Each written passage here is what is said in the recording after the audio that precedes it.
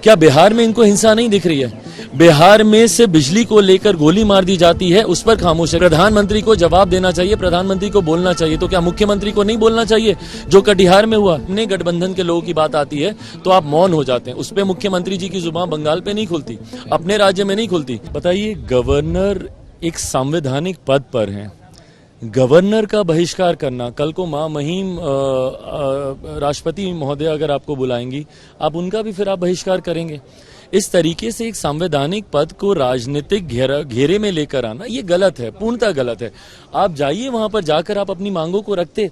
आप गवर्नर को, जैसे आप प्रधानमंत्री को बाध्य करने का आप प्रयास कर रहे हैं, आप गवर्नर साहब को भी बोलते कि भाई हम लोग चाहते हैं, आप भी अपनी तरफ से आप बोलिए कि ये बहस होनी चाहिए, ये होना चाहिए। और बहस से कब इनकार किया?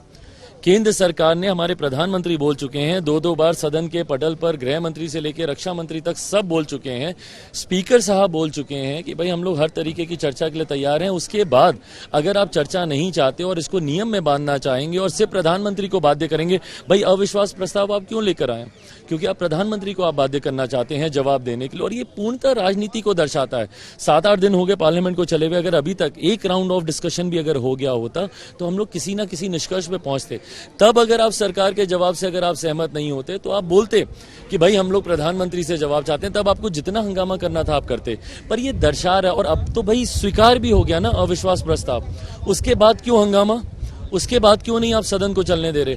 भाई अभी अधिकार क्षेत्र है पूर्णतः स्पीकर महोदय का कि वो कब इस पे चर्चा शुरू कराते हैं। 10 दिन का समय है स्पीकर साहब के पास, वो उसमें चर्चा कराएंगे ही कराएंगे जब उन्होंने स्वीकार किया। बट उसके बाद भी सदन को नहीं चलने देना। और भी राज्यों के विषय हैं। क्या बिहार में इनको हिंसा नहीं दिख रही है? बिहार में से बिजली को लेकर गोली मार दी जाती है, उस पर खामोश है। कल मेरे मुख्यमंत्री बोलते हैं कि प्रधानमंत्री को जवाब देना चाहिए, प्रधानमंत्री को बोलना चाहिए। तो क्या मुख्यमंत्री को नहीं बोलना चाहिए?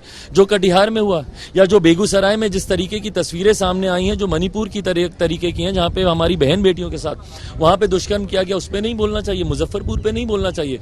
तो जब ये सिलेक्टिवली जब आप चूज करते हैं अपने टॉपिक्स को, अपनी बातों को रखने के लिए और जनता के पक्ष में अपनी भावना को दर्शाने के लिए, ये दर्शाता है कि आप सेलेक्टिव हैं। जब अपने पक्ष, अपनी सरकार, अपने गठबंधन के लोगों की बात आती है तो आप मौन हो जाते हैं। उस पर मुख्यमंत्री जी की जुबान बंगाल पे नहीं खुलती, अपने राज्य में नहीं खुलती। यहाँ पे डेलीगेशन ये लोग भेज रहे हैं मणिपुर, पर जब अपने प्रदेश की बात आती है, बगल का डिस्ट्रिक्ट है बेगूसराय, वहां नहीं जाएंगे, कटिहार वहां नहीं जाएंगे, पर दूसरे राज्यों में भ्रमण करने का मुख्यमंत्री जी के पास समय। तो ये दर्शाता है कि विपक्ष की सोच सिर्फ और सिर्फ इन तमाम विषयों का राजनीतिकरण करने की ही है।